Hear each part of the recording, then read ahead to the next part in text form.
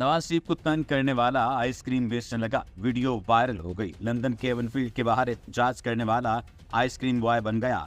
हकीकत क्या है, आप भी जानकर हैरान रह जाएंगे।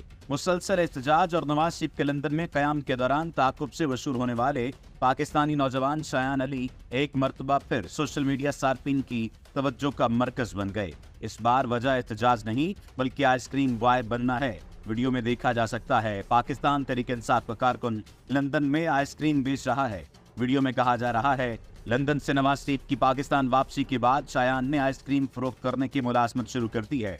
वीडियो में शायान अली को किसी खातून से मुखातिब होते दिखाया गया है। उनसे पूछा जाता है कि क्या आपकी नई पार्ट टाइम मुलाजमत है। जवाब में शायान कहते हैं कि हाँ, आइसक्रीम बॉय बन गया हूँ, मैं हकीकी आज़ादी की आइसक्रीम बेचता हूँ, चाहिए। मुकालमा आगे बढ़ता है तो उनसे कुछ और भी पूछा जाता है जिनके